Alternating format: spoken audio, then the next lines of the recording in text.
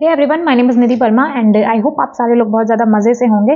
तो जो चैप्टर हम लोग कर रहे थे उसका नाम था बायोलॉजिकल क्लासिफिकेशन। उसमें हम लोगों ने ऑलमोस्ट बहुत सारी चीज़ें खत्म कर ली है। जैसे हम लोगों ने पूरा बेसिक क्लासिफिकेशन कर लिया था, मोनेरा कर लिया, प्रोटिस्टा कर लिया। अब हम लोग जो स्टार्ट करेंगे वो फंजाई बचा है। प्लांटी एंड एनिमलिया भी आपका इस चैप्टर में एक एक पैराग्राफ दिया गया है, लेकिन उसका एक अलग से चैप्टर है, chapter number 3 and 4, plant kingdom and animal kingdom. तो उसको हम लोग वहां से कवर कर रहे होंगे। तो इस चैप्टर में बेसिकली हम लोग को सिर्फ फंजाई पढ़ना है और वायरस, वायरॉइड्स, लाइकॉन्स एंड प्रियॉन्स पढ़ना है, जो आजकल एग्जामिनर का फेवरेट टॉपिक है। वहां से सवाल जरूर आएगा। एक और बात, फंजाई से लेकर के जहां तक आपका चैप्टर खत्म होता है, मतलब फंजाई वाला पूरा पैरा, और उसके अलावा जो virus, viroids, prion and lichens है वो, वहां से तो आप मान के चलिए आपका 2 से 3 सवाल आना फिक्स है। ठीक है, 2 सवाल तो आप कम से कम मान के चलिए। तो ये वाला पोर्शन तो कतई मत छोड़िएगा, इसको बहुत अच्छे से करके जाइएगा। बाकी भी चैप्टर आपका इंपॉर्टेंट है, लेकिन यहाँ से थोड़ा कंफ्यूजन है कि कहाँ पे स्पोर्स एक्सोजिनस है, कहाँ पे स्पोर्स एंडोजिनस है, इसलिए थोड़ा सा ध्यान देंगे आप। 1-2 बार ध्यान देंगे, फिर अच्छे से आप उसको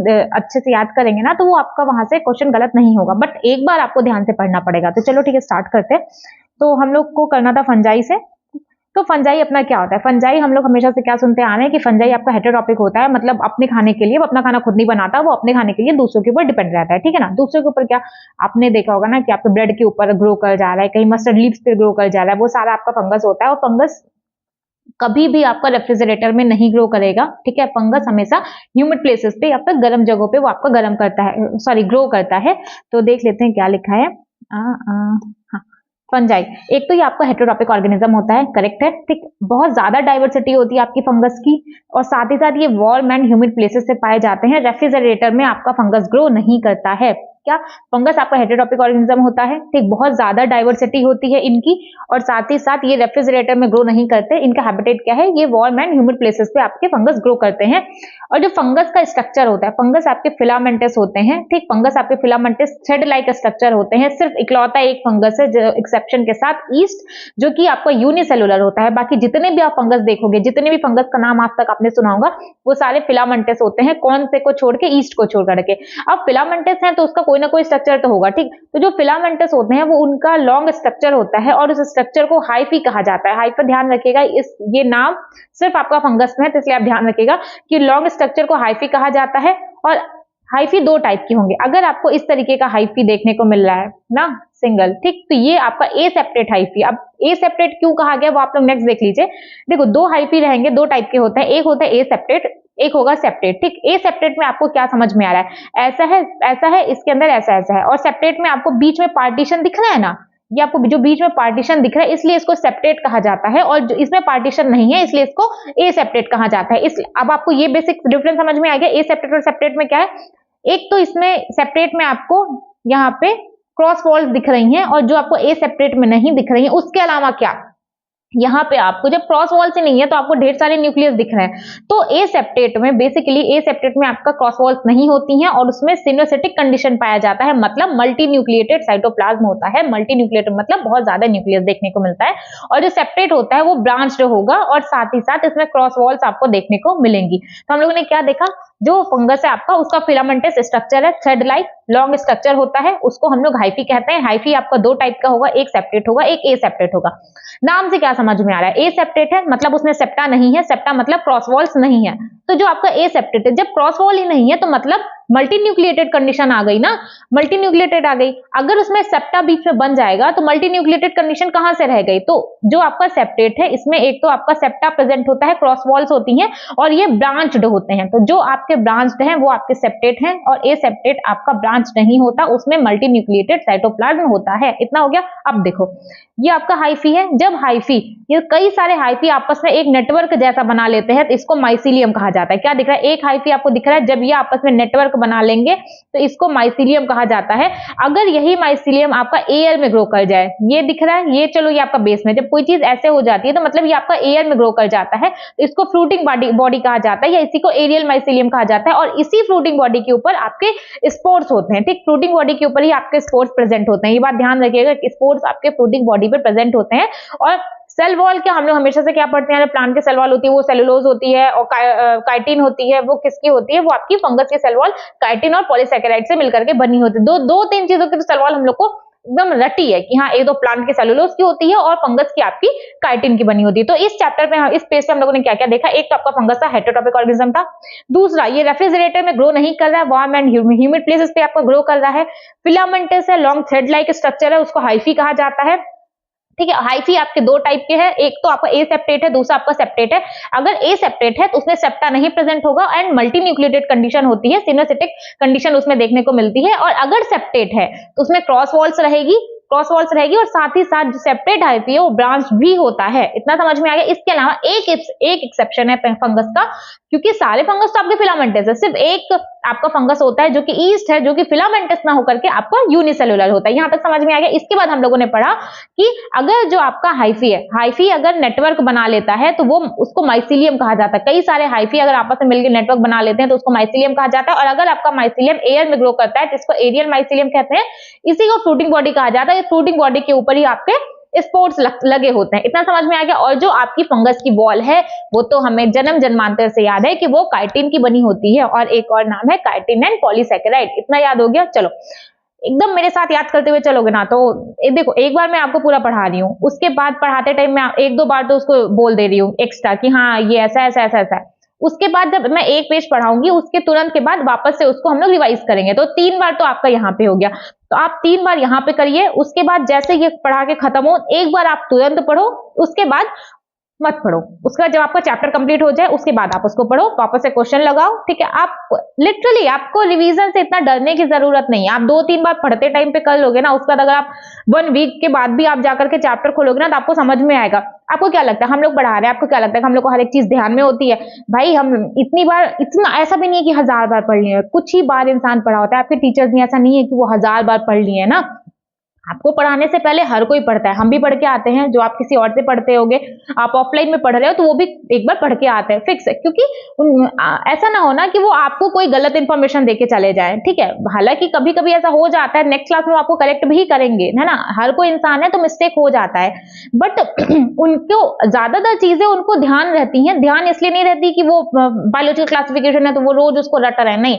1-2 बार हर कोई बहुत अच्छे से पढ़ता है, बहुत डीपली पढ़ता है, उसके बाद सिर्फ उसको रिवीजन नहीं बचता है। ठीक है, एक बार देखेगा तो उसको सारी चीजें रिकॉल हो जाएगी। तो आपको भी ऐसा ही करना है। तो 3 बार यहाँ पे रिवीजन करिए, एक बार क्लास खत्म होने के बाद रिवीजन करिए, और एक बार चैप्टर खत्म होने के बाद, उसके बाद 1 हफ्ते के बाद करिए, और आप देखेंगे तो आपको 50-60% चीजें वहां पे ध्यान रहेंगी। ओके, चलो इसके बाद कुछ एग्जाम्पल दिया गया है। वैसे एग्जाम्पल जब हम लोग अभी फंगस का क्लासिफिकेशन देखेंगे ना, वहां पे भी हम लोग ढेर सारे एग्जाम्पल पढ़ेंगे। फिलहाल देख लीजिए, जो आपका मशरूम होता है वो भी आपका फंगस है, जो आप लोग मशरूम खाते हो ना वो भी, ठीक, तो वो आपका फंगस है। टूथ स्टोल आपका पॉइजनस फंगस है, लेकिन फंगस तो है ही।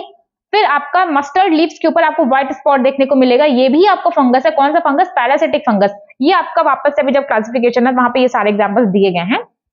फिलहाल ध्यान लीजिए, मशरूम आपका फंगस है, टू स्टोल आपका पॉइजनस फंगस होता है, ये दिखने में आपका मशरूम के जैसा ही होता है। जो व्हाइट स्पॉट देखने को मिलता है मस्टर्ड लीव्स के ऊपर, वो भी आपका फंगस है। ईस्ट क्या अल्कोहल बनाने में हेल्प होता है और ब्रेड मेकिंग में ना, इसको लिख लीजिए यहाँ पे, अल्कोहल पीते हो आप लोग?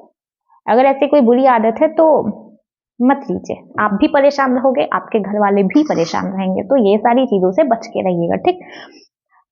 फिलहाल अभी हम लोग ज्ञान की बात नहीं करेंगे, पहले चैप्टर कंप्लीट कर लेते हैं। तो कौन कौन सा एग्जाम्पल है? एक तो आपका मशरूम है, टूथ स्टोल है, मस्टर्ड लीव्स के ऊपर जो व्हाइट स्पॉट देखने को मिलता है वो है, ईस्ट अल्कोहल बनाता है और ब्रेड मेकिंग में भी हेल्प करता है ना। उसके अलावा पक्सीनिया, पक्सीनिया क्या वीट पे रस्ट आपको देखने को मिलेगा, वो आपका पक्सीनिया है। पेनिसिलियम एंटीबायोटिक्स बनाता है। उसके अलावा रोटन फ्रूट्स पे भी आपको फंगस देखने को मिलता है। कहाँ कहाँ हम लोगों ने देखा? Mushroom, toadstool, white spot and mustard leaves, उसके अलावा अल्कोहल बनाने में, ब्रेड मेकिंग में, ये सारी चीजें देख ली। पक्सीनिया, पेनिसिलियम, रोटन फ्रूट्स, हर एक जगह आपको फंगस देखने को मिलता है। हम लोगों ने क्या समझा? या तो हम लोग बैक्टीरिया देख रहे हैं या तो फंगस देख रहे हैं, ठीक। तो ज्यादातर तो यही लोग भटक रहे हैं दुनिया में। अब देखो, फंगस आपके हेटेरोट्रॉप्स थे, फंगस आपके हेटेरोट्रॉप्स थे। देखो ज्यादातर फंगस आपके सेप्रोफाइट्स होते हैं, ठीक है।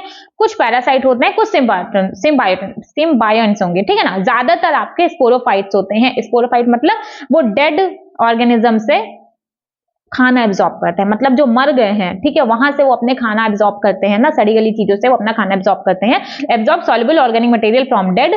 सिम्बायंट्स क्या होते हैं, आप दो पढ़ेंगे एसोसिएशन, एक लाइकेन एक माइकोराइजा। जो एक एल्गी के साथ अगर फंगस का एसोसिएशन है वो लाइकेन होता है, और अगर हायर रूट्स के साथ, हायर प्लांट के रूट्स के साथ आपका फंगल का एसोसिएशन देखने को मिल रहा है तो वो आपका माइकोराइजा उसको कहते हैं। और अगर पैरासाइट है तो आपका है, कुछ फंगस ऐसे होते हैं जो कि प्लांट और एनिमल्स के ऊपर एज अ पैरासाइट भी रहते हैं। तो हम लोगों ने न्यूट्रिशन में क्या चीजें पढ़ी, हम लोगों ने क्या देखा, हेटेरोट्रॉपिक 3 टाइप से होंगे। एक तो आपका सेप्रोफिटिक होगा, सेप्रोफिटिक मतलब डेड ऑर्गेनिज्म से ले रहा है, ठीक है। एंड सेकंड आपका एज अ सिम्बायंट है, किसके किसके साथ, दो। एक तो अगर लाइकेन है तो एल्गल एंड फंगस, और दूसरा अगर माइकोराइजा है तो माइकोराइजा क्या, fungus and plus roots of higher plant. इतना हो गया। थर्ड, पैरासाइट के फॉर्म में भी रहता है आपका फंगस, किसके ऊपर, प्लांट और एनिमल्स के ऊपर। 3 चीजें हम लोगों ने पढ़ ली, ये चीज यहाँ पे लिखी गई है। इसके बाद देखिए रिप्रोडक्शन है। रिप्रोडक्शन कहाँ किस किस टाइप का होगा, वेजिटेटिव, एसेक्सुअल, सेक्सुअल, तीनों तरीके का होगा। तो आपको लर्न करने में ऐसी कोई इशू नहीं आने वाला है। वेजिटेटिव फ्रेगमेंटेशन, अगर कोई चीज फिलामेंटस है तो आप समझ जाइए कि वो फ्रेगमेंटेशन कर रहा होगा, मतलब अगर एक पार्ट हट गया फ्रेगमेंट्स से तो वो वापस से एक न्यू ऑर्गेनिज्म जर्मिनेट कर देता है। फिजन आप लोगों ने देखा है कि फिजन में क्या होता है, बडिंग, बडिंग में क्या होता है, मान लो एक ऑर्गेनिज्म है, इसके ऊपर इस तरीके से बड लग जाता है और ये वापस से अलग से जर्मिनेट हो जाता है ना, ये आपका बडिंग होता है। ए सेक्शन में आपके स्पोर्स बनते हैं, कौन कौन से, कोनिडिया स्पोर, एंजियोस्पोर, जूस्पोर। जूस्पोर जहां पे भी आ जाए तो आप याद कर लीजिए, जूस्पोर है तो मतलब मोटाइल होगा, जूस्पोर है तो मोटाइल होगा। 3 कौन कौन से स्पोर, कोनिडिया स्पोर, एंजियोस्पोर और जूस्पोर। अब याद कैसे होगा, हम लोग जब सेक्सुअल वाला करेंगे तो वहां पे आपको समझ में आ जाएगा। देखो हम लोग 4 पढ़ेंगे, 4 क्लासिफिकेशन पढ़ेंगे। एक होगा फाइको, एक फाइकोमाइसेटीज है, एस्को, बेसिडियो एंड डिटेरो, ठीक है। तो जब हम लोग सेक्सुअल पढ़ते हैं तो सेक्सुअल में हम लोग 3 टाइप के स्पोर्स पढ़ेंगे। एक तो ऊ स्पोर पढ़ेंगे, ठीक, ऊ स्पोर पढ़ेंगे। दूसरा हम लोग एस्को स्पोर पढ़ेंगे और बेसिडियो स्पोर पढ़ेंगे। एस्को स्पोर एस्कोमाइसेटीज में, बेसिडियो स्पोर बेसिडियोमाइसेटीज में। तो बचे कौन कौन से, बचे स्पोर, एंजियोस्पोर और जूस्पोर और कोनिडिया। तो ऑब्वियस है ना यार वो ए सेक्सुअल में होंगे। तो ए सेक्सुअल में आपके 3 स्पोर्स है, कौन कौन से, कोनिडिया, स्पोर, एंजियोस्पोर और जूस्पोर, 3 हो गए। और सेक्सुअल में कौन कौन से, 3 है। एक आपका ऊ स्पोर है, एस्कोमाइसेटिस का कौन सा था, वो है आपका एस्कोस्पोर, और तीसरा है बेसिडियोस्पोर। तो 3 हो गया। तो टोटल हम लोगों ने 3 टाइप का रिप्रोडक्शन पढ़ा, vegetative, asexual and sexual. Vegetative भी 3 टाइप का है, fragmentation, fission and budding. Asexual में 3 टाइप के स्पोर्स बन रहा है, कोनिडिया बन रहा है, स्पोर, एंजियोस्पोर एंड जूस्पोर बन रहा है। एंड जो सेक्सुअल रिप्रोडक्शन है उसने भी 3 टाइप के स्पोर पढ़े, ओस्पोर, एस्कोस्पोर एंड बेसिडियोस्पोर। 3 टाइप का हो गया, इतना हो गया। अब देखो जो आपके स्पोर्स हम लोगों ने पहले ही पढ़ लिया है कि स्पोर्स किस पे प्रोड्यूस होते हैं, प्रोड्यूस होंगे फ्रूटिंग बॉडीज के ऊपर। अब देखो जो आपके स्पोर्स है वो 2 टाइप के होंगे। एक होगा जो कवर्ड होगा ना, फ्रूटिंग बॉडी पे है तो है बट कवर्ड है किसी चीज से, तो उसको क्या बोलेंगे, इंडोजिनस, मतलब अंदर है ना तो इंडोजिनस कहना है। बट एक इस टाइप का स्पोर होगा जिसमें ऊपर कवरिंग नहीं होगी, तो जब खुला है ना तो मतलब उसको एक्सोजिनस बोला जाता है। तो देखो स्पोर्स आपके 2 टाइप के हैं। ये आपका क्या, ये आपका फ्लोटिंग बॉडी है। अगर इसके ऊपर आपको इस तरीके का ओपन स्पोर देखने को मिल रहा है तो ये आपका एक्सोजिनस है, बट अगर ये कवर है तो ये आपका इंडोजिनस है। ओहो गलत लिख दिया मैंने।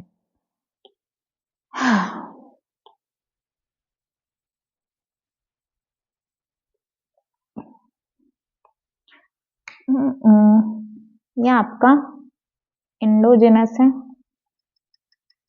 और ये आपका एक्सोजिनस है, ठीक है। इंडोजिनस मतलब ऊपर से कवर्ड है, एक्सोजिनस मतलब ओपन है, ठीक है ना, ऊपर से कोई कवरिंग नहीं है, ठीक। तो स्पोर्स आपके कहाँ पे जर्मिनेट होते हैं, कहाँ पे होते हैं, फ्लोटिंग बॉडी के ऊपर। खुद से कुछ भी हो जा रहा है। स्पोर्स आपके फ्लोटिंग बॉडी के ऊपर प्रोड्यूस होते हैं, 2 टाइप के होते हैं, एक्सोजिनस एंड एंडोजिनस। एक्सोजिनस मतलब बाहर है, ऊपर किसी चीज से कवर्ड नहीं है। इंडोजिनस मतलब किसी तो चीज से कवर्ड है वो, है ना। ये चीज इंडोजिनस एंड एक्सोजिनस। अब देखो सेक्सुअल रिप्रोडक्शन 3 स्टेप में कंप्लीट होता है। पहला होगा प्लाज्मोगेमी, मतलब आपका हम लोग ये तो सेल डिवीजन से करते आ रहे हैं ना कि पहले तो साइटोप्लाज्म बढ़ता है, उस पर डिवीजन होता है, फिर न्यूक्लियस में डिवीजन होता है। तो वो चीज आप यहाँ पे भी थोड़ा सा रिलेट कर सकते हो। सेक्सुअल रिप्रोडक्शन में 3 स्टेप्स होते हैं। पहला होगा प्लाज्मोगेमी जिसमें प्रोटोप्लाज्म आपका मिलता है। उसके बाद होगा कैरियोगेमी जिसमें आपके न्यूक्लियस मिलेंगे, फ्यूज करेंगे, उसके बाद जाकर के आपके स्पोर्स बच जाते हैं। देखो सेक्सुअल रिप्रोडक्शन में प्लाज्मोगेमी होती है जिसमें प्रोटोप्लाज्म आपका फ्यूज कर रहा है 2 गैमेट्स में फ्यूज करके। यहां से समझ जाओ, जैसे 2 गैमेट है ये आपस में फ्यूज करेंगे, इनका प्रोटोप्लाज्म में फ्यूज कर रहा है ना, इस स्टेप को प्लाज्मोगेमी कहते हैं। फिर जब न्यूक्लियस फ्यूज करता है, न्यूक्लियस फ्यूज करेगा तो उसको कैरियोगेमी कहते हैं। ये वापस से इसमें मियोसिस होकर के 2 स्पोर्स बना दिए, ठीक है। तो 3 स्टेप हो गई, पहली प्लाज्मोगेमी, कैरियोगेमी, मियोसिस, ठीक है। इतना समझ में आएगा। अब देखो कुछ क्लासिफिकेशन जब करोगे, कुछ टाइप के फंगस ऐसे होते हैं जिसमें ये जब कैरियोगेमी होती है, जब दो न्यूक्लियस होते हैं ना, इसको एक तो स्टेज कहा जाता है डाइकैरियन। डाइकैरियन क्यों? डाई मतलब दो, कैरियन मतलब न्यूक्लियस होता है। अगर दो न्यूक्लियस आपको देखने को मिल रहे हैं तो उसको डाइकैरियन कहा जाता है। और कुछ फंगस ऐसे होते हैं जिसमें तुरंत स्पोर्स नहीं बनते हैं, ठीक है, तुरंत नहीं बनते हैं, कुछ टाइम के लिए वो स्टेज रुकती है। तो वो कहां पे आपको देखने को मिलेगा? डाइकैरियोटिक स्टेज कहां पे मिलती है? दो में, एस्कोमाइसिटीज एंड बेसिडियोमाइसिटीज। अब सुनो पहली बात, जैसे हम लोगों ने प्रोटिस्टा पढ़ा था ना कि पहले क्राइसोफाइट है, फिर डाइनोफ्लैजिलेट है, पढ़ा था ना, फिर यूग्लिनॉइड्स था। तो वैसे ही आप इसको भी एक सीरियल वाइज पढ़ो कि पहले आपका फाइकोमाइसिटीज है, फिर एस्को है, फिर बेसिडियो है, फिर ड्यूटेरो है। इससे आपको याद करने में इजी होगा। तो जो बीच के दो स्टेज है, एस्कोमाइसिटीज एंड बेसिडियोमाइसिटीज, उसी में आपको डाइकैरियोटिक स्टेज देखने को मिलती है। इतना हो गया। अब देखो पहले तो आपका प्लाज्मोगैमी है। प्लाज्मोगैमी में क्या होता है? दो गैमीट्स फ्यूज करेंगे, उनका प्रोटोप्लाज्म फ्यूज करता है। फिर आएगा आपका कैरियोगैमी, न्यूक्लियस फ्यूज करके जाइगोट बना देते हैं। अब फिर आएगा थर्ड होता है मियोसिस। मियोसिस मतलब क्या होता है कि हाफ नंबर हो जाएगा, तो जाइगोट में मियोसिस होता है और स्पोर्स बन जाते हैं। यही चीज यहाँ पे बनी हुई है। इतना समझ में आ गया? अब देखिए एनसीईआरटी में लिखा गया है कि दो हाइफी जब होते हैं सेम स्पीशीज के, ठीक है, दो हाइफी हैं, ये पास आते हैं तो डिप्लॉइड सेल्स बना देते हैं। कुछ केसेस ऐसा होता है वो डिप्लॉइड सेल्स नहीं बनाते हैं, पहले डाइकैरियोनिक स्टेज उनमें रहती है कुछ टाइम तक। उसका एग्जांपल है एस्कोमाइसिटीज एंड बेसिडियोमाइसिटीज। उसके बाद जाकर के डिप्लॉइड सेल्स बनती है, ठीक है, उसके बाद वापस से स्पोर्स बन जाता है। मतलब देखो कुछ ऐसे फंगस होते हैं जिसमें तुरंत डिप्लॉइड सेल बन जाती है, उसके बाद स्पोर्स बन जाता है। कुछ ऐसे फंगस होते हैं जिसमें डाइकैरियोटिक स्टेज रुकती है थोड़े टाइम तक, उसके बाद डिप्लॉइड सेल बनती है, उसके बाद जाकर के फ्रूटिंग बॉडी पे आपके स्पोर्स बन जाते हैं। अब देखो फंगस का जो क्लासिफिकेशन है उसका बेसिक है। अब किसी भी चीज को अगर क्लासिफाई किया जाएगा तो कुछ तो बेसिस होगा ना कि भाई ये चीजें बेसिस है जिसकी वजह से मैंने इसको डिवाइड किया। बेसिस ही नहीं होगा तो डिवाइड कैसे करोगे? तो फंगस हम लोग के चार टाइप के होते हैं। कौन कौन से हम लोग सुनते हैं? फाइको, एस्को, बेसिडियो और ड्यूटेरो। चारों लाइन से याद करिएगा, आसान होता है। बाकी अगर आप महान है, मतलब आपको हर चीज बिना ऐसे याद है तो वो तो और भी अच्छी बात है, बट अगर आपको नहीं याद है, आप पहली बार कर रहे हो, तो आप इस तरीके से कर सकते हो। सीरियल वाइज याद करिएगा, आपको आसान होगा। Phyco, asco, basidio and deutero, ठीक है ना। अब देखो क्लासिफिकेशन का बेसिस क्या था? पहला तो इनका बेसिस था मॉर्फोलॉजी ऑफ माइसीलियम, क्योंकि माइसीलियम का मॉर्फोलॉजी कैसा है, किस तरीके से दिखता है, मतलब सेप्टेट है, ए सेप्टेट है। हम लोग पढ़े थे ना, हाइफी सेप्टेट होता है, ए सेप्टेट होता है। एक तो उनका वो है, और दूसरा स्पोर फॉर्मेशन का मोड क्या है ना, तीसरा फ्रूटिंग बॉडी। तीन है, एक माइसीलियम का मॉर्फोलॉजी, दूसरा मोड ऑफ स्पोर फॉर्मेशन, तीसरा फ्रूटिंग बॉडी। ठीक, तीन है क्या? Mycelium, spore formation and fruiting body, तीनों चीजें हो गई। अब देखो 4 टाइप के हैं, ये हम लोगों ने पढ़ लिया। अब एक बात सुनिएगा, देखो जो आपका फाइकोमाइसिटीज है, सिर्फ फाइकोमाइसिटीज ही इकलौता ऐसा है जो आपका एसेप्टेट होता है, एसेप्टेट है। बाकी आप जितने भी पढ़ते हैं सब आपके सेप्टेट है और ब्रांच्ड है। बस इतना ध्यान रखिए फिलहाल के लिए। सिर्फ आपका फाइकोमाइसिटीज ही ऐसा है, मतलब सिर्फ आपका पहला वाला क्लासिफिकेशन जो फंगस का किया गया है वो आपका ए सेप्टेट होता है। बाकी आप जो तीनों पढ़ते हैं ना, वो तीनों आपके सेप्टेट एंड ब्रांच्ड होंगे। इतना समझ में आ गया? फिलहाल के लिए इतना ध्यान रखो कि पहला आपका ए सेप्टेट होता है, बाकी तीनों आपके सेप्टेट एंड ब्रांच्ड होंगे। अब देखो यहाँ पे मैंने, जब भी आप पढ़ो ना तो तीनों को कंपैरिजन करके पढ़ोगे तो आपको ज्यादा इजी होगा। हम तीन को लेके चलें, ड्यूटेरोमाइसिटीज भाई अलग चीज है, उसको हम लोग अलग से पढ़ेंगे। तो देखो फाइको, एस्को एंड बेसिडियो, तीनों को कंपैरिजन करके पढ़ेंगे। पहला देखिए उनका हैबिटेट। बेसिकली हम लोग पहले क्या बात करते हैं, अगर कोई इंसान है तो यार वो रहता कहाँ पे है, तो पहले हम लोग बात कर देंगे उनका हैबिटेट कैसा है। तो उनका जो हैबिट, फाइकोमाइसिटीज एल्गल, आपको नाम से ही क्या हम लोग क्या पढ़ते हैं कि जब हम लोग अभी पढ़ेंगे लाइकेंस पढ़ेंगे ना, तो वहां पे हम लोग थोड़ा सा लिंक करते हैं इस चीज से कि क्या तो था, फाइकोबायोन था ना, एल्गल कंपोनेंट, तो वहां से थोड़ा सा एल्गी जैसा कर लो। तो अगर फाइकोमाइसिटीज है तो वो एक्वाटिक हैबिटेट है, डिकेइंग वुड पे रहता है, एज अ पैरासाइट रहेगा। ठीक, एक्वाटिक हैबिटेट है, डिकेइंग वुड पे रहेगा एज अ पैरासाइट। ठीक, ascomycetes parasite, decomposer, saprophytic, but इसमें एक इंपॉर्टेंट है, कार्पोफिलस होता है, डंग पे ग्रो करता है, मतलब गोबर को भी नहीं छोड़ा इसने। एक चीज ध्यान रखिएगा, कार्पोफिलस सिर्फ आपका कौन सा है? एस्कोमाइसिटीज। बेसिडियोमाइसिटीज सॉइल पे देखने को मिलेगा, ट्री पे, और पैरासाइट होगा प्लांट के ऊपर। आपको बहुत अतरंगा सा कौन सा मिला? एस्कोमाइसिटीज, जो कि कार्पोफिलस है, डंग पे ग्रो करता है। ठीक, बाकी तीनों आप याद कर लोगे कि जो आपका पहला था फाइकोमाइसिटीज वो कहां पे था? उसका एक्वाटिक हैबिटेट था, पैरासाइट भी रह रहा था, और डिकेइंग वुड पे आपको देखने को मिलता है। और जो आपका एस्कोमाइसिटीज है वो आपका नॉर्मल है, पैरासाइट है। उसके साथ साथ कार्पोफिलस एक आपको अलग से देखने को मिला था जो कि गोबर पे ग्रो कर रहा था। और उसके बाद जो लास्ट है बेसिडियोमाइसिटीज वो आपका सॉइल पे है, प्लांट पे है और पैरासाइट है। सॉइल पे है, बड़े बड़े पेड़ों पे होगा, और पैरासाइट होगा प्लांट के ऊपर। इतना समझ में आ गया, हैबिटेट आपको याद हो गया। अब देखिए माइसीलियम मैंने आपको पहले ही बता दिया था। जो फाइकोमाइसिटीज है उसका माइसीलियम आपका कैसा होता है, एसेप्टेट एंड कॉनोसिटिक। बाकी सारे आपके सेपरेट एंड ब्रांच्ड होंगे। जो थर्ड फोर्थ आता है ड्यूटेरोमाइसिटीज उसका भी सेपरेट एंड ब्रांच्ड है। इतना हो गया। अब देखो स्पोर्स पे बात करते हैं, यहीं पे थोड़ा कंफ्यूजन क्रिएट होता है। सो देखो स्पोर्स, एसेक्सुअल स्पोर की पहले देखो, पहले हम लोग एसेक्सुअल बात करेंगे फिर सेक्सुअल स्पोर्स की बात करेंगे, ठीक। तो जो एसेक्सुअल स्पोर्स हैं फाइकोमाइसिटीज में वो आपके जू स्पोर्स होंगे, ए प्लानोस्पोर होंगे। जू स्पोर है तो नाम से क्या बताया था मैंने, अगर कहीं पे भी आपको जू स्पोर दिख जाए तो मतलब मोटाइल होगा, ए प्लानोस्पोर मतलब नॉन मोटाइल, जू स्पोर मतलब मोटाइल। अपने दिमाग में ये चीज डाल लीजिए कि जू स्पोर है तो मोटाइल होगा। तो दो स्पोर, जू स्पोर और ए प्लानोस्पोर, ठीक है ना। जू स्पोर मोटाइल और ये नॉन मोटाइल। ये एक्सो इंडो फिलहाल के लिए छोड़ दो, ठीक। जू स्पोर मोटाइल, ए प्लानोस्पोर नॉन मोटाइल। अब देखिए एस्कोमाइसिटीज में कोनिडिया बनता है, ठीक। किस पे, कोनिडियो। नाम से देखो ना, कोनिडियो बनना है तो कोनिडियो पोर पे बनेगा ना, हमारे आपके घर पे तो बनेगा नहीं। कोनिडियो बनना है तो नाम से क्या, कोनिडियो पोर पे बन रहा होगा। जो आपका बेसिडियोमाइसिटीज है उसमें एसेक्सुअल नहीं देखने को मिलता, उस पे वेजिटेटिव होता है। वेजिटेटिव मतलब फ्रेगमेंटेशन, बात खत्म। हम लोगों ने क्या देखा, फाइकोमाइसिटीज में एसेक्सुअल था, किसके किसके थ्रू था, एसेक्सुअल स्पोर था जू स्पोर एंड ए प्लानोस्पोर। उसके बाद था अपना एस्कोमाइसिटीज में कोनिडिया बन रहा था, किसके ऊपर, कोनिडियोपोर के ऊपर। इसके बाद अपना क्या था, इसके बाद अपना था बेसिडियोमाइसिटीज जिसमें एसेक्सुअल तो हो ही नहीं रहा था भाई, उसमें वेजिटेटिव हो रहा था फ्रेगमेंटेशन के थ्रू। हो गया, मेरे साथ साथ बोलोगे ना तो आपको चीजें याद होंगी। फिर देखो सेक्सुअल स्पोर की बात करेंगे। देखो हम लोगों ने तीन टाइप के सेक्सुअल स्पोर पढ़े थे। एक एऊ स्पोर पढ़ा था, एस्कोस्पोर पढ़ा था, बेसिडियोस्पोर पढ़ा था। एस्कोस्पोर किसमें है, एस्कोस्पोर आपका है एस्कोमाइसिटीज में ना, एस्कोस्पोर आपके एस्कोमाइसिटीज में है। बेसिडियोस्पोर आपके कहां पे है, बेसिडियोमाइसिटीज में। इसका तो आपको याद ही नहीं करना है।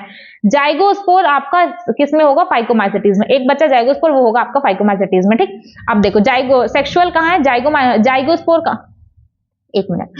सेक्सुअल रिप्रोडक्शन जो होता है आपका फंगस में वो आपका जाइगोस्पोर्स के थ्रू होता है, किसमें, फाइकोमाइसिटीज में। और जाइगोस्पोर, अगर जाइगोस ऑब्वियस है, दो गैमेट होंगे वही तो फ्यूज करते हैं। अगर दोनों गैमेट आपके सिमिलर हैं तो एक टर्म दिया जाता है आइसोगैमस, अगर डिसिमिलर हैं तो टर्म दिया जाता है एनआइसोगैमस या ऊगैमस। ये जो आइसोगैमस और एनआइसोगैमस ऊगैमस है ये हम लोग पूरा डिटेल में पढ़ेंगे, कहां पे, प्लांट किंगडम में, कहां पे, एल्गी में। ये इतना समझ में आ गया। और जो एस्कोस्पोर्स है, एस्कोस्पोर एस्कस पे ग्रो करेंगे, ठीक है। एस्कस आपका सैक लाइक होता है, इसीलिए एस्कोमाइसिटीज को सैक फंजाई भी कहा जाता है। देखो एस्कस, एस्को, एस्कस, एस्को, एस्कस, एस्कोकार्प, ये लिंक कर गए, ठीक। अब देखो फ्रूटिंग बॉडी क्या होती है, एस्को ऑब्वियस है ना यार, एस्को है तो फ्रूटिंग बॉडी एस्कोकार्प होगी। अब देखो जो आपका बेसिडियोमाइसिटीज है उसमें सेक्स ऑर्गन नहीं होता है लेकिन प्लाज्मोगैमी होती है, डाइकैरियोन स्टेज देखने को मिलेगी। उसके बाद कैरियोगैमी एंड मियोसिस होता है। 4 बेसिडियोस्पोर प्रोड्यूस करते हैं, ये नंबर ध्यान रखिएगा, 4 बेसिडियोस्पोर प्रोड्यूस करते हैं। नंबर ध्यान रखिएगा किसके ऊपर, बेसिडियोकार्प के ऊपर। हम लोगों ने कौन कौन से सेक्सुअल में कौन कौन से देखे, सेक्सुअल में हम लोगों ने स्पोर्स देखे, जाइगोस्पोर देखा, फाइको में जाइगो, हाँ ये तो ऐसे याद कर सकते हो, फाइको में जाइगो, एस्को में एस्को, बेसिडियो में बेसिडियो, स्पोर्ट्स, ठीक है। फाइको में जाइगो, एस्को में एस्को, बेसिडियो में बेसिडियो, याद हो गया। और जब हम लोगों ने ए सेक्सुअल पढ़ा था, ए सेक्सुअल में कौन सा देखा था, ए सेक्सुअल में जू स्पोर था और ए प्लानोस्पोर था, किसका, फाइकोमाइसिटीज का। जू स्पोर, ए प्लानोस्पोर, फाइकोमाइसिटीज का। एस्कोमाइसिटीज में कौन सा था, कोनिडिया था, किसके ऊपर बनना था, कोनिडियोपोर के ऊपर। बेसिडियो में तो एसेक्सुअल हो ही नहीं रहा था, वो तो वेजिटेटिव हो रहा था फ्रेगमेंटेशन के थ्रू। फिर जब हम लोग सेक्सुअल पे आए तो सेक्सुअल में क्या था, फाइकोमाइसिटीज का क्या था, फाइको का जाइगो मतलब जाइगोस्पोर, एस्कोमाइसिटीज का एस्कोस्पोर, बेसिडियोमाइसिटीज का बेसिडियोस्पोर। और बेसिडियोस्पोर कितने, 4। बेसिडियोस्पोर ग्रो किस पे कर रहे थे, बेसिडियोकार्प के ऊपर, ठीक है। इतना समझ में आ गया। अब आप समझो एक बात, देखो यहाँ पे जो एक्सो इंडो लिखा गया है ना, इसको कैसे याद करें, इसको आप किसी भी तरीके से याद कर सकते हो। देखो यहाँ पे आपका इंडो है, तो यहाँ पे एक्सो कर लो, यहाँ पे इंडो, यहाँ पे एक्सो, पहले इंडो फिर एक्सो, फिर इंडो फिर एक्सो। मैंने भी ऐसे ही याद किया हुआ था। जो आपका एसेक्सुअल स्पोर है, तीनों लाइन से याद करोगे तभी आपका गड़बड़ नहीं होगा। पहले आप इंडो याद कर लो, ठीक। इंडो के साथ फाइकोमाइसिटीज में एक ही आपको याद करना है, ठीक, इंडो। एस्को में आपको दोनों देखने होंगे, इंडो है तो पहले एक्सो फिर इंडो। बेसिडियो में आपका एक्सो, खत्म। मतलब देखो पहले इंडो, 3 पार्ट्स में डिवाइड कर लिया। फाइकोमाइसिटीज में एसेक्सुअल स्पोर, इंडो, इसके बाद एस्कोमाइसिटीज, एस्कोमाइसिटीज में एसेक्सुअल एसेक्सुअल दोनों का है, तो जब इसमें इंडो था तो इसके सामने एक्सो और नीचे वाला इंडो, मतलब एसेक्सुअल स्पोर आपका एक्सो टाइप का एक्सोजिनस और सेक्सुअल इंडोजिनस। इसके बाद बेसिडियो में सेक्सुअल था, बेसिडियो कार्प था, सॉरी बेसिडियो स्पोर था, कैसा वो रहेगा आपका एक्सो। ऐसे ध्यान रखोगे तभी याद रहेगा, ठीक। इतना समझ में आ गया। देखो फाइकोमाइसिटीज का एक्वाटिक हैबिटेट था, डिकेइंग वुड पे था, पैरासाइट था। एस्कोमाइसिटीज आपका मेन इसमें आपको याद रखना है कार्पोफिलस टाइप का होता है, ग्रो करता है गोबर के ऊपर भी, गोबर को भी नहीं छोड़ा है इसने। बेसिडियोमाइसिटीज आपका सॉइल और ट्री के ऊपर होता है, पैरासाइट होता है प्लांट के ऊपर। जब भी एस्कोमाइसिटीज पूछेगा ना भाई तो वो आपका डंग दे ही देगा, तो आप गोबर से समझ जाइएगा। माइसीलियम आपको फाइकोमाइसिटीज में आपका एसेप्टेट टाइप का होता है, बाकी जितने भी आप फंगस पढ़ोगे वो जितने भी क्लासिफिकेशन देखेंगे उन सब में सेपरेट एंड ब्रांच्ड होता है। उसके बाद बात की गई थी रिप्रोडक्शन की, तो जो एसेक्सुअल रिप्रोडक्शन था वो आपका लाइन से था, ठीक है, phyco asco basidio. Asexual reproduction phycomycetes में था किससे, जूस्पोर और एप्लानोस्पोर, ठीक, एप्लानोस्पोर, जूस्पोर एप्लानोस्पोर। जूस्पोर है तो मतलब मोटाइल होगा, एप्लानोस्पोर है मतलब नॉन मोटाइल होगा। इसके बाद आता है आपका एस्कोमाइसिटीज। एस्कोमाइसिटीज में आपका कोनिडिया था, कोनिडिया पोर के ऊपर बनना था। इसके बाद था आपका बेसिडियो। बेसिडियो में एक सेक्सुअल का कोई मेंशन नहीं है, सेक्सुअल नहीं होता, उसमें वेजिटेटिव होती है फ्रेगमेंटेशन के थ्रू। इसके बाद जब हम लोग बात करेंगे सेक्सुअल स्पोर की, तो जब सेक्सुअल स्पोर की बात करते हैं तो जो फाइको जाइगो, ये मुझे अभी ये टिक समझ में आई कि फाइको जाइगो स्पोर बनता है किसमें, फाइकोमाइसिटीज में, ठीक। फाइको से जाइगो, ये बहुत सही है आपको याद करने का। फाइको से जाइगो, एस्को से एस्को स्पोर, बेसिडियो से बेसिडियो स्पोर। बेसिडियो स्पोर कितने, 4, कैसे, एक्सो। अब एक्सो इंडो कैसे याद करना था, जब हम लोग पहला फाइको फिर एस्को फिर बेसिडियो। जो फाइको था वो था आपका इंडो, फाइको इंडो, और एस्को में 2 थे, इंडो एक्सो जिनो। दोनों के बाद जब इधर इंडो है तो इंडो के सामने एक्सो, एक्सो के नीचे इंडो, मतलब पहला एक्सो होगा दूसरा इंडो होगा। और बेसिडियो में एसेक्सुअल है ही नहीं, सेक्सुअल होता है, सेक्सुअल स्पोर होगा, ग्रो करेगा एक्सो। इतना समझ में आ गया। अब देखो, अब बात करेंगे ड्यूटेरोमाइसिटीज की। अब आप पूछोगे मैम दीदी कुछ भी एग्जाम्पल कहाँ चला गया, एग्जाम्पल अभी आएगा, चिंता मत करो भैया। अब देखो ड्यूटेरोमाइसिटीज इम्परफेक्ट फंजाई है, ठीक, इम्परफेक्ट है। इम्परफेक्ट क्यों है भाई, इम्परफेक्ट इसलिए है क्योंकि इसमें सिर्फ एसेक्सुअल और वेजिटेटिव फेज देखने को मिलती है, ठीक। एसेक्सुअल वो भी किससे, कोनिडिया से। और अगर इसमें सेक्सुअल फॉर्म देखने को मिली तो इसको दूसरी क्लास में मूव कर दिया जाएगा। ना इंसाफी है लेकिन भाई ऐसा ही है। इसमें एसेक्सुअल और वेजिटेटिव देखने को मिलता है, सेक्सुअल फॉर्म नहीं देखने को मिलता। अगर सेक्सुअल फॉर्म देखने को मिली तो इसको अलग क्लास में ट्रांसफर कर दिया जाता है। वो कौन कौन सी है, एस्को और बेसिडियो। इतना समझ में आ गया, एसेक्सुअल कोनिडिया, ठीक, खत्म।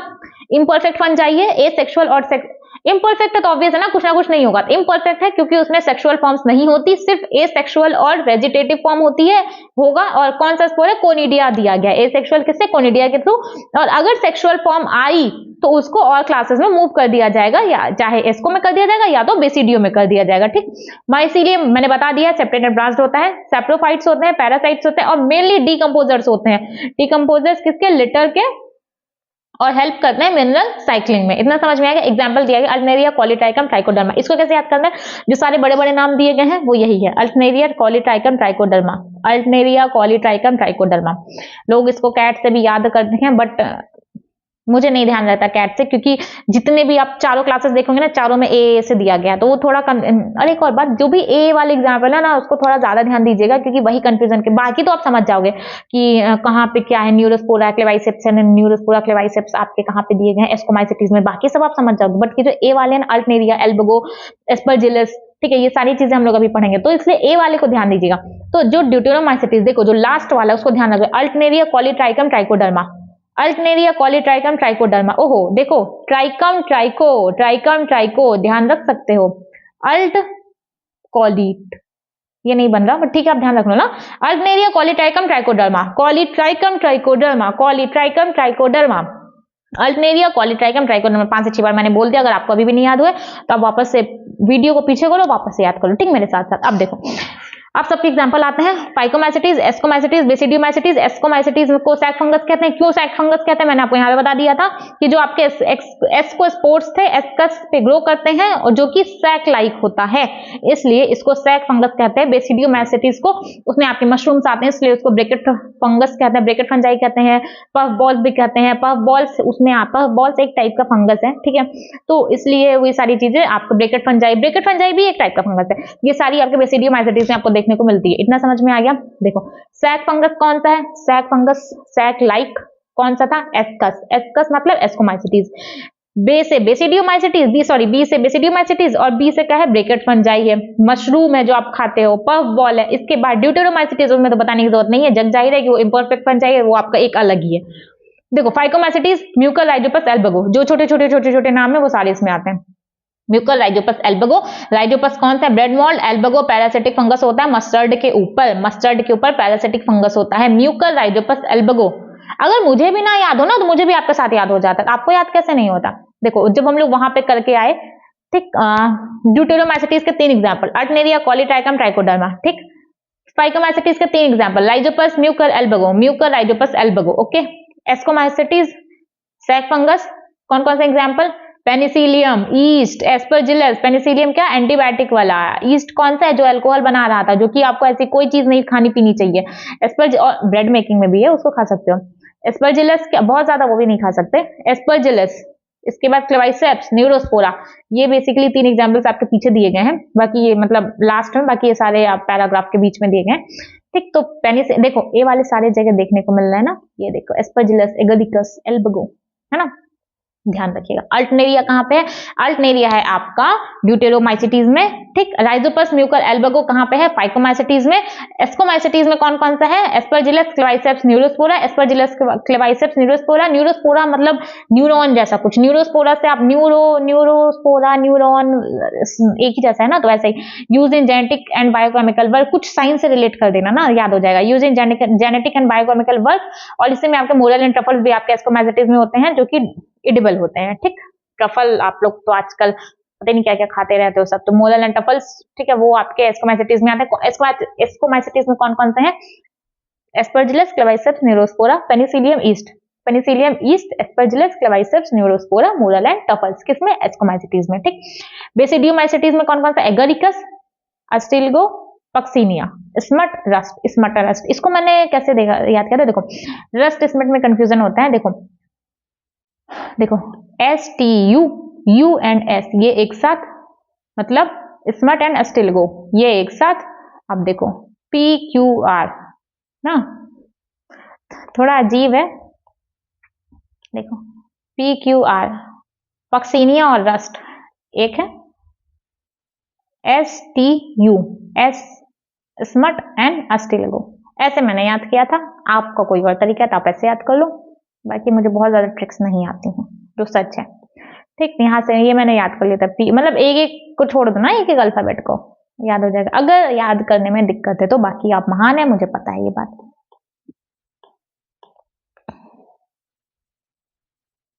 हम लोगों ने कौन कौन से एग्जाम्पल देखे, हम लोगों ने ड्यूटेरोमाइसिटीज में 3 एग्जाम्पल देखे, कॉलीट्राइकम, ऐसे याद करो, अल्टनेरिया, कॉलीट्राइकम, ट्राइकोडर्मा, कॉलीट्राइकम, ट्राइकम, ट्राइकोडर्मा, अल्टनेरिया, कॉलीट्राइकम, ट्राइकोडर्मा। फाइकोमाइसिटीज में 3 एग्जांपल है, राइजोपस, म्यूकर, एल्बगो। एस्कोमाइसिटीज में भर भर के एग्जांपल है, पेनिसिलियम आता है, ईस्ट आता है, और कौन कौन सा आता है, Penicillium, yeast, Aspergillus, Claviceps, Neurospora.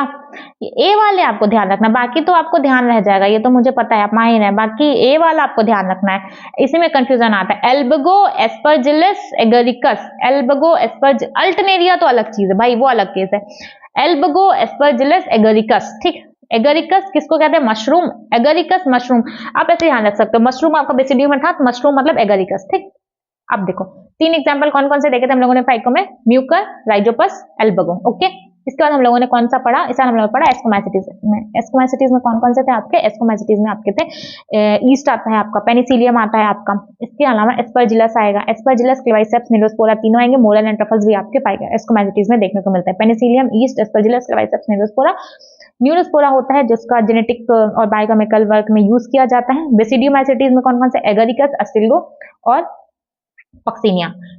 अस्टिल्गो मतलब स्मट और पक्सिनिया मतलब रस्ट, ठीक है। मैंने आपको तरीका बता दिया, अगर उसके अलावा आपको याद करने का कोई और तरीका है तो आप बहुत अच्छे हैं, मुझे बता दीजिएगा, बाकी मैं बहुत ज्यादा ट्रिक्स नहीं यूज करती हूँ, ना मैं आपको बता पाऊंगी।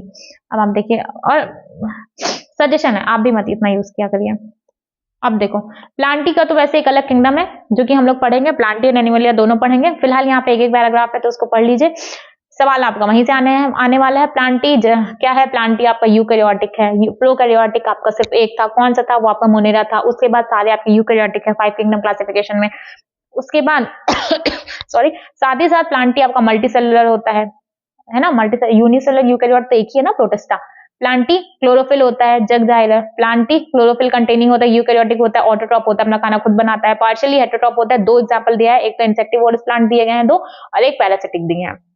देखो, प्लांटी आपके जो प्लांट्स होते हैं वो आपके अपना खाना खुद बनाते हैं, लेकिन कुछ केसेस हैं जिसमें वो पार्शियली हेटेरोट्रॉप होते हैं। एक तो इंसेक्टिवोरस प्लांट है, उसमें 2 एग्जांपल दिए गए, वीनस फ्लाई ट्रैप और दूसरा ब्लैडर वर्म। ठीक, वीनस फ्लाई ट्रैप कैसा होता है, थोड़ा सा ऐसा होता है प्लांट, उसके यहाँ पे बीच में वो कीड़ा फंसा लेता है। ठीक, Venus fly trap. Bladder worm भी कुछ वैसा ही होता है। फिर पैरासिटिक में कैस्कटा है। कैस्कटा आपको ऐसे मत ध्यान रखिए, आप में से अगर कोई पता नहीं आजकल के बच्चे पता नहीं कहाँ रहते हैं, मुझे नहीं पता, बट अगर हम लोग तो ऐसा है ना कि गांव जाते रहते थे, या फिर आसपास भी आप देखते होगे ना, कैसे नहीं देखे हो आप, सुनो आप समझो, कई सारे आपने देखे होंगे कि झाल जैसा होता है, प्लांट्स है, प्लांट के ऊपर आपने येलो कलर के, कुछ रेड कलर के, रेड नहीं एकदम येलो ऑरेंज कलर के, वो झाल जैसा देखा होगा कि बहुत ज्यादा ब्रांचेस है, वो यही कैस्कटा है, पैरासाइटिक होता है, किसी और प्लांट के ऊपर ग्रो करता है। ठीक है, डेफिनेटली आपने देखा होगा, आपको भी नहीं ध्यान है ना तो आप गूगल पे करके देखना, आपको समझ में, अच्छा ये तो वही वाला है ना जो पैरासिटिक था, तो वो आपके कैस्कटा होते हैं। हम लोगों ने क्या देखा, हेटेरोट्रॉपिक में 2 है, इंसेक्टिवोरस प्लांट है, और कुछ पैरासिटिक प्लांट होते हैं। इंसेक्टिवोरस में 2 एग्जांपल है, ब्लैडरवर्ट, वीनस फ्लाई ट्रैप, और पैरासिटिक है वो आपका कैस्कटा है, दूसरे प्लांट्स के ऊपर ग्रो करता है, ऊपर जो झाल जैसा होता है वो आपका कैस्कटा ही होता है। इसके अलावा प्लांटिंग में कौन कौन से आएंगे, एल्गी आएगा, ब्रायो, टेरिडो, जिम्नोस्पर्म, एंजियोस्पर्म, ये सारी चीजें आपकी कहाँ पे आएंगी, ये सारी चीजें आपकी आएंगी प्लांटिंग के अंदर, ये सारी चीजें हम लोग अलग से पढ़ेंगे। इसके अलावा लाइफ साइकिल हम लोग 2 फेजेस देखेंगे, ये सब कुछ अपना डिटेल में कहाँ पे है, प्लांट किंगडम में है, वहां पे हम लोग 3rd चैप्टर, इसके बाद उसी का नंबर आएगा तो वहां पे कर लेंगे। एनिमलिया ये भी हम लोग वहीं पे करेंगे। एनिमलिया यूकैरियोटिक है, मल्टीसेलुलर है, हेटेरोट्रॉपिक है, सेल वॉल नहीं होती, ये भी बात जाहिर है कि इकलौता एनिमल्स ऐसा होते हैं जिसके अंदर सेल वॉल नहीं देखने को मिलती। Store food, glycogen and fat होता है, सॉरी फ्लैट नहीं फैट होता है। इसके बाद न्यूट्रिशन इनका होलोजोइक होता है, होलोजोइक मतलब खाना पानी ले लिए अंदर जाकर के उसका सारा काम हो रहा है, मतलब डाइजेशन, ठीक है, सारी चीजें अंदर हो रही है ना, तो न्यूट्रिशन इनका होलोजोइक होता है। अब आता है इस चैप्टर का, अब आप बोलोगे कि यार मैडम आप हर बात पे इंपॉर्टेंट क्यों बोलते रहते हो, लेकिन ठीक है, यहाँ से भी सवाल आता है, इसलिए आप पढ़ लीजिएगा, आपका 1-2 सवाल तो यहाँ से आ ही जाएगा। एक सवाल तो आता ही है, virus, viroid, prion and lichens. ठीक है, आप सुनो, जो विटेकर साहब थे, इन्होंने जब 5 किंगडम क्लासिफिकेशन दिया था, 1 मिनट, कितना गलत लिखते हैं, ठीक है, जब इन्होंने 5 किंगडम क्लासिफिकेशन दिया था तो इन्होंने सबके लिए तो जगह बताई, इन्होंने वायरस के लिए जगह नहीं बनाई। वायरस बिना घर परिवार का था, उसका कोई घर नहीं था, इन्होंने 5 किंगडम क्लासिफिकेशन में इन सारी चीजों को कोई जगह नहीं दी। ठीक है, तो अब हम लोग एक एक करके सबको पढ़ेंगे। क्यों? देखो, वायरस आपके ट्रूली लिविंग नहीं होते हैं, ट्रूली लिविंग लिख के मैंने आगे क्रॉस किया ही नहीं है, वायरस आपके ट्रूली लिविंग नहीं होते हैं। क्यों? अगर ये सरवाइव नहीं कर पाएंगे, अगर इनको होस्ट के बॉडी से निकाल करके इन्वायरमेंट में छोड़ दिया जाए तो वो जिंदा भी नहीं रह सकते। अब आपको शायद समझ में आया होगा कि इनका घर परिवार क्यों नहीं है, इनको घर क्यों नहीं दिया गया, इनको अलग से किंगडम क्यों नहीं बनाया गया, क्योंकि अगर इनको होस्ट के बॉडी से निकाल दिया जाए इन्वायरमेंट में तो आपका वायरस सर्वाइव नहीं कर पाएगा, इसलिए उसको ट्रूली लिविंग नहीं कहा जाता है। और ये नॉन सेलुलर होते हैं, ऑब्वियस है ना, उसमें जब सेल्स ही नहीं है तो आप उसको लिविंग कैसे कंसिडर कर दोगे। नॉन सेलुलर होते हैं, सेल स्ट्रक्चर नहीं होता है, इनर्ट क्रिस्टलाइन स्ट्रक्चर होता है लिविंग सेल के बाहर। लिविंग सेल है आपका, उसी के बाहर ये लगे होते हैं आपके वायरसेस, इनर्ट होते हैं, क्रिस्टलाइन स्ट्रक्चर होता है। वायरस सेल को इन्फेक्ट करते हैं, फिर उसकी मशीनरी को खुद अपना लेते हैं, उसकी मशीनरी को टेक ओवर कर लेते हैं, उसके बाद उसमें रेप्लिकेट करने लगते हैं, मतलब एक वायरस उसके फिर मल्टीपल वायरस उसमें अंदर ही बॉडी में बना लेते हैं। इतना समझ में आ गया? इसके बाद देखिए 3 साइंटिस्ट का नाम है, ध्यान रखिएगा, रट लीजिएगा, बहुत कंफ्यूजन क्रिएट होता है। पहले साइंटिस्ट का नाम है इवानोव्स्की, डीजे इवानोव्स्की, ईयर है 1892, कहोगे 1892 ना, डीजे इवानोव्स्की 1892, ब्रेजिनेक इनका है 1898 और स्टैनले है इनका 1935 है। तो डीजे इवानोव्स्की, इन्होंने क्या खोजा था? Tobacco mosaic disease. ठीक है, इन्होंने क्या बताया था?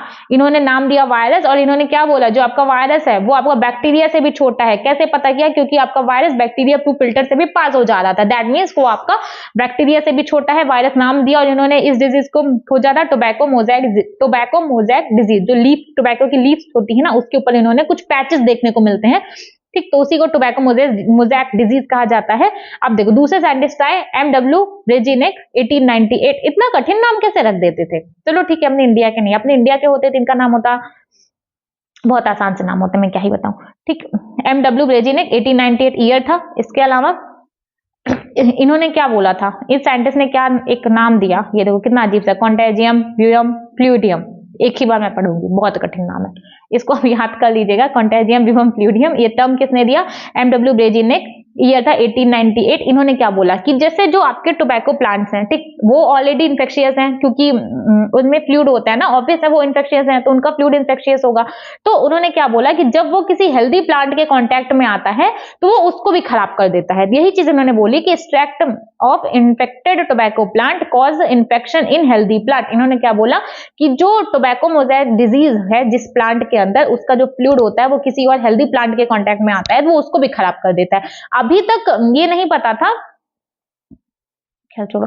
तो इन्होंने क्या टर्म दिया, कॉन्टेजियम विवम फ्लूइडियम, ठीक, किसने दिया, एमडब्ल्यू ब्रेजी नेक ने। इसके बाद आए आपके साइंटिस्ट जो थे डब्ल्यू.एम. स्टैनले, ईयर था 1935। इन्होंने क्या बोला, जो वायरस होते हैं वो क्रिस्टलाइज्ड होते हैं, क्रिस्टल कंटेन, जो आपके क्रिस्टल्स हैं उसमें ज्यादातर आपके प्रोटीन्स देखने को मिलेंगे, ठीक। जो आपके वायरस हैं वो क्रिस्टलाइज्ड होते हैं। अभी तक तो सिर्फ चर्चा पे चर्चा चल रही थी भाई, उसके स्ट्रक्चर के बारे में बात नहीं हुई थी। तो जब डब्ल्यू.एम. स्टैनले आए तो उन्होंने क्या बोला, वायरस क्रिस्टलाइज्ड होते हैं, मेनली प्रोटीन्स होते हैं उसमें, ऑब्लिगेट पैरासाइट होते हैं और इनर्ट होते हैं बाहर से, ठीक है ना, इतना समझ में आ गया। अब देखिए जो आपके वायरस है, वायरस का स्ट्रक्चर कैसा होता है, वायरस किससे किससे मिलकर बने होते हैं। वायरस में आपका न्यूक्लियर प्रोटीन और जेनेटिक मटेरियल से मिलकर के आपका वायरस बनता है। न्यूक्लियर प्रोटीन में क्या होता है, जो प्रोटीन कोट होती है उसको कैप्सिड कहते हैं। और कैप्सिड क्या है, कैप्सिड बहुत छोटी छोटी स्मॉल यूनिट से मिलकर के बनी होती है, जिसको कैप्सोमियर कहा जाता है। और जो कैप्सोमियर है वो हेलिकल या पॉलीहेड्रल फॉर्म में वो अरेंज होती है। इतना समझ में आ गया। वायरस आपका दो चीजों से मिलकर बना होता है, न्यूक्लियर प्रोटीन और जेनेटिक मटेरियल। न्यूक्लियर प्रोटीन में क्या, जिसकी प्रोटीन कोट होती है उसको कैप्सिड कहा जाता है। कैप्सिड बहुत सारे कैप्सोमियर से मिलकर के बना होता है। और जो कैप्सोमियर होता है वो किस तरीके से अरेंज होता है, हेलिकल अरेंज होता है, कुछ इस तरीके से ना, हेलिकल उसका अरेंजमेंट होता है या तो पॉलीहेड्रल होता है। इसके बाद देखिए जेनेटिक मटेरियल कैसा होगा, डीएनए आरएनए दोनों टाइप का होगा। आरएनए, और अगर देखो लिविंग सेल होती है उसमें डीएनए आरएनए दोनों होता है, डीएनए होता है फिर डीएनए से आरएनए बनता है, फिर आरएनए से प्रोटीन बनता है। बट जो वायरस है उसमें या तो डीएनए होगा या तो आरएनए होगा, दोनों चीजें नहीं होंगी, इतना समझिएगा। तो देखो, तो जो डीएनए है, अगर डीएनए है तो डबल स्टैंडर्ड डीएनए होगा। अगर आरएनए है तो आरएनए आपका सिंगल स्टैंडर्ड डबल स्टैंडर्ड, ये रट लीजिएगा कि आरएनए सिंगल डबल स्टैंडर्ड दोनों टाइप का होगा। बच्चे यहीं पे गलती करते हैं, उनको क्या लगता है कि अगर डीएनए है, डीएनए मतलब सिंगल स्टैंडर्ड डबल स्टैंडर्ड दोनों, आरएनए है तो मतलब सिर्फ सिंगल स्टैंडर्ड। ये गलत है। जो डीएनए होता है वायरस के अंदर वो डबल स्टैंडर्ड डीएनए होगा। और अगर आरएनए है वायरस के अंदर तो वो आपका सिंगल स्टैंड भी हो सकता है, सिंगल स्टैंड भी हो सकता है या फिर डबल स्टैंड भी हो सकता है। ये बात ध्यान रखिएगा कि कोई ऐसा वायरस नहीं है जिसके अंदर आरएनए और डीएनए दोनों देखने को मिले। इतना समझ में आ गया। अब देखिए बैक्टीरियोफेज वायरस का नाम दिया गया है, जो कि बैक्टीरिया को इन्फेक्ट करता है, उसके अंदर डबल स्टैंडर्ड डीएनए आपको देखने को मिलेगा। इन्फेक्ट करता है बैक्टीरियल सेल को, इसके अंदर डबल स्टैंडर्ड डीएनए होता है। ये दो डायग्राम दिया गया है, इसको अच्छे से समझ लीजिएगा, याद कर लीजिएगा कि ये आरएनए है या टोबैको मोज़ेक वायरस दिया गया। टोबैको मोज़ेक वायरस, यहाँ से सवाल पूछ लेगा कि जो टोबैको मोज़ेक वायरस का जेनेटिक मटेरियल है वो डीएनए या आरएनए है, तो आप समझ जाइए कि उसके अंदर आरएनए होता है। बैक्टीरियोफेज होता है, इसके अंदर आपका डबल स्टैंडर्ड डीएनए होता है। ये आरएनए है, ये कैप्सिड है। ये डायग्राम रख लीजिएगा, पता नहीं पूछा जाएगा नहीं पूछा जाएगा ये तो मुझे नहीं पता, लेकिन हाँ यहाँ से सवाल पिछली बार कई साल आ चुका है, तो आप याद रखिए एक पल के लिए। वैसे आएगा नहीं इस साल तो शायद नहीं आएगा, लेकिन आप फिर भी एक पल के लिए ध्यान रखिएगा कि ये हेड है, ये कॉलर है, देखो ना, ऊपर सर, ये गर्दन, ये कॉलर, उसके नीचे शीट, ये टेल, जैसे हम लोग के पैर होते हैं एकदम नीचे, तो ये नीचे वाले टेल है, ऊपर खोपड़ा है, हेड है, ये अपना कॉलर है, फिर पूरा बॉडी है, उसको शीट बोल दीजिए। नीचे अपनी टांगे होती हैं तो नीचे टेल फाइबर हो गया। Head, collar, sheath and tail fibre. गलती कहाँ पे होती है, लोग इसी को कॉलर बोल देते हैं, भाई वो शीट है, वो कॉलर नहीं है, ठीक। ये तो उनको पता होगा कि हेड एंड टेल कौन सा है। शीट में कंफ्यूज हो जाते हैं, शीट एंड कॉलर में, कॉलर नहीं देगा शीट दे देता है, सॉरी एक ही चीज देगा ना दोनों में से। तो इसी कॉलर को वो यहाँ पे लिख देते हैं कि ये उनका कॉलर है, बट ये कॉलर नहीं है। हेड, कॉलर, पूरा बॉडी शीट, नीचे टेल। इतना समझ में आ गया। टोबैको मोज़ेक वायरस में कौन सा जेनेटिक मटेरियल होता है, आरएनए। बैक्टीरियोफेज में आपका डबल स्टैंडर्ड डीएनए देखने को मिलता है, खत्म। वायरस है कुछ एनिमल्स में, सॉरी डिजीज कॉज करता है एनिमल्स में। कौन कौन सी डिजीज है, मम्स है, स्मॉल पॉक्स है, एड्स है, हब्स है। मम्स, स्मॉल पॉक्स, एड्स, हब्स, ये आपका आगे भी दिया गया है 12th एनसीईआरटी में। प्लांट्स में मोज़ेक फॉर्म करेगा, पत्तियों को रोल कर देगा, कर्ल कर देगा, टेढ़ी मेढ़ी कर देगा। आप समझ जाओगे। आप अगर पता नहीं आजकल के बच्चे घर के बाहर ही नहीं जाते, मेरा तो आजकल सबसे बड़ा दुख यही है। लेकिन अगर आप कभी प्लांट्स से अगर आपको थोड़ा लगाव होगा, अटैचमेंट होगा, तो ये सारी चीजें आपने देखी होंगी। सारी नहीं, 2-3 चीजें तो आपने उसमें से जरूर देखी होंगी। मोज़ेक फॉर्म करते हैं, ठीक। उसके अलावा पत्तियों को कर्ल कर देते हैं, येलोइंग हो जाती है, वेन की क्लियरिंग। आपने देखा होगा कि कुछ पत्तियां होती है ना, जब एकदम खराब होने लगती हैं तो उनकी वेन्स येलो कलर की हो जाती हैं। अगर आपको जो चीज ना समझ में आया करे, आपके पास टाइम रहा करे तो आप गूगल करके चेक कर लिया करो, तो आप उसको लिंक कर पाओगे तो आपको समझ में आएगा, ठीक है। जैसे वो कसकटा वाला मैंने बताया ना कि जो प्लांट है, जो पैरासाइट है, ठीक, एज अ पैरासाइट रहता है दूसरे प्लांट्स के ऊपर, तो आप उसको जाकर के गूगल जरूर करिएगा तो आपको समझ में आएगा, अच्छा ये तो वही है, ये तो मैं बहुत अच्छे से जानता हूँ या फिर जानती हूँ, जो ठीक है मैम ने या फिर दीदी जो भी आपको कह लो उन्होंने बताया था। तो देखो कौन कौन से प्लांट्स में है डिजीज है, मोज़ेक फॉर्म करेगा, curling and rolling of leaves, yellowing and when clearing, dwarfing, dwarf और समझ जाओ स्टंट ग्रोथ को स्टंट करता है। फिर आता है आपका वॉयरॉइड्स, एग्जामिनर का फेवरेट टॉपिक, वॉयरॉइड्स, प्रियोड्स। ये क्या होते हैं, वॉयरॉइड्स क्या होते हैं? देखो वॉयरॉइड्स का जो जेनेटिक मटेरियल होता है उसमें सिर्फ आरएनए होगा, प्रोटीन कोट नहीं होगी। अगर आरएनए है प्रोटीन कोट नहीं है तो ऑब्वियस है मॉलिक्यूलर वेट कम होगा। तो आरएनए है प्रोटीन नहीं है तो मतलब मॉलिक्यूलर वेट इनका कम होगा। साइंटिस्ट का नाम है थियोडाइनर, ईयर है 1972। हम लोगों ने वायरस में 3 ईयर पढ़े थे, कौन कौन से भैया? पहले ईयर था, पहला साइंटिस्ट है कौन? इवानोवस्की, ईयर है 1892 1892। दूसरे है ब्रेजिनेक, ईयर है 1898 और तीसरे हैं डब्ल्यू एम स्टैनले, ईयर है 1935, ठीक। और वायरॉइड्स में ईयर है 1972। 1972 है 71 है? एक मिनट रुकिएगा, 71 है, वही मैंने कहा, एक minute.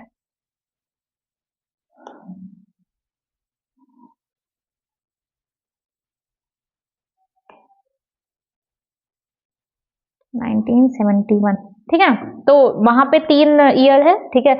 1892 Ivanovsky, ब्रेजिनेक 1898, W Stanley 1935, sorry. और थियोडाइनर का कौन सा ईयर है? 1971, ठीक है।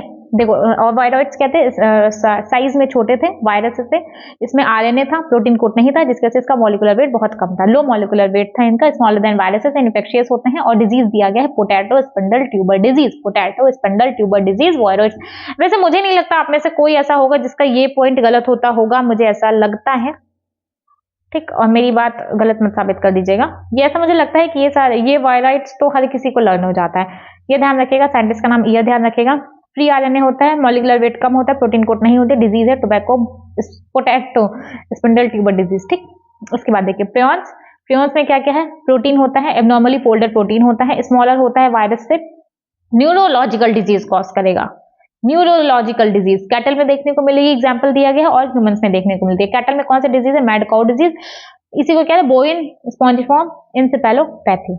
2 डिजीज याद रखिएगा, ये सेयर जैकब डिजीज है, इसको मैं सेयर जैकब डिजीज बोल देते हैं, ठीक। मैड काउ डिजीज, ठीक, और Jacob disease, mad cow disease, Jacob disease, mad cow disease, बोविन spongiform encephalopathy, इसको बीएससी भी लिखा है शायद एनसीईआरटी में, बोविन spongiform encephalopathy mad cow disease है। कहाँ पे? कैटल में होती है। ये मत कह दीजिएगा कि आपका ह्यूमंस में होने लगी थी, आपका कैटल में होगी और ये आपका ह्यूमंस में होती है। लाइकेंस, लाइकेन मैंने पहले ही बता दिया था कि सिम्बायोटिक एसोसिएशन तो करता है किसके बीच में? एल्गी और फंगस के बीच में। जो एल्गल कंपोनेंट होता है उसको फाइकोबायोन्ट कहते हैं, और जो एल्गल कंपोनेंट फाइकोबायोन्ट है और फंगल कंपोनेंट मायोबायोन्ट है, माइको या मायोबायोन्ट है, मायोबायोन्ट है। जो एल्गल कंपोनेंट, एल्गी क्या? एल्गी प्लांट में हम लोग पढ़ते हैं, ठीक। एल्गी हम लोग प्लांट में पढ़ते हैं, एल्गी आपका ऑर्डर टॉपिक है। फंगस कहाँ पढ़ते हैं हम लोग? फंगस तो फंगस में पढ़ा ना बायोलॉजिकल क्लासिफिकेशन में। तो फंगस आपको हम लोगों ने क्या पढ़ा था? हेटेरोट्रॉपिक होता है। हेटेरोट्रॉपिक है मतलब खाना बना नहीं सकता, और ये ऑटोट्रॉपिक है मतलब खाना बना लेगा। तो आपको थोड़ा तो समझ में आएगा कि एल्गी है, वो खाना बना ले रहा है, तो वो अपना खाना देगा किसको? फंगस को देगा। तो मतलब फंगस भी तो कुछ ना कुछ दे रहा होगा ना, तभी तो ये एसोसिएशन में है। एल्गी क्या करता है? खाना देता है किसको? फंगस को। फंगस क्या करता है? बदले में उसको छत देता है, शेल्टर प्रोवाइड करता है और एब्जॉर्ब करता है मिनरल एंड वाटर, इसके लिए, अपने एल्गी के लिए, ठीक है।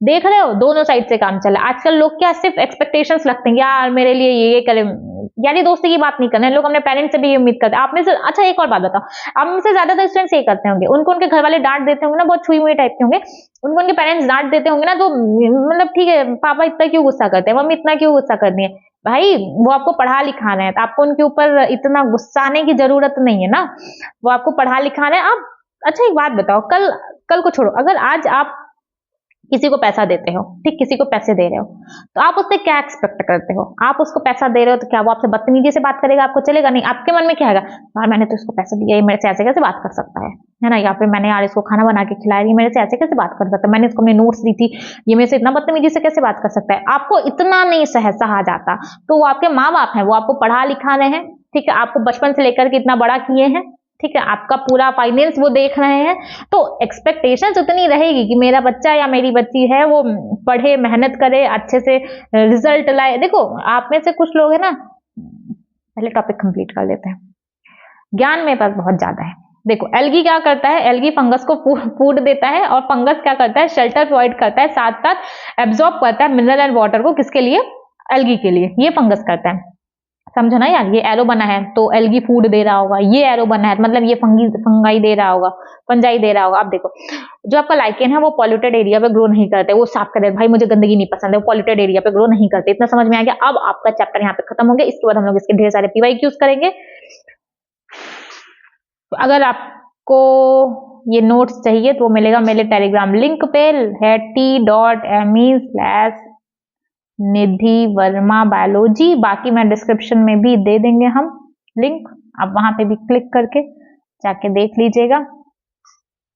ठीक है, वहां पे आपको नोट्स मिल जाएगा। अब देखो अब आपके पास इतना टाइम नहीं बचा है, जो फैक्ट है। अब आपके पास आज 2 दिसंबर है ना, तो आज आपके पास 2 दिसंबर है, क्या करना है, देखो आज आपके पास 2 दिसंबर है, ठीक, 2 दिसंबर है। अब आपके पास 5 महीने हैं, वो भी 2 मई तक, ठीक, मई तो छोड़ दो, 5 महीने में भी आपके पास 2 दिन कम हो गए। नहीं पढ़ रहे हो तो पढ़ो। जैसे मुझे ध्यान आता है ना कि आपके 5 महीने से भी टाइम कम हो जा रहा है, तो मुझे ध्यान आ जाता है कि नहीं आपके लिए सबसे ज्यादा इंपॉर्टेंट क्या है, पढ़ना है। तो नोट्स और बनाने में टाइम वेस्ट कतई मत करना, बिल्कुल भी अब मत टाइम वेस्ट करना कि आप 4 पेन ले रहे हो, 4 पेन तो छोड़ो, नोट्स बनाने में टाइम मत वेस्ट करो। आपके टीचर से आपको कहीं ना कहीं से, आप किसी से भी पढ़ रहे हो, अब वो आपको प्रोवाइड कर रहे होंगे, अपना PDF दे रहे होंगे टेलीग्राम पे, कहीं से भी वो आपको दे रहे होंगे। आपको नोट्स अगर मिल जाए ना तो बेटर होता है, आप नोट्स मिल जाए।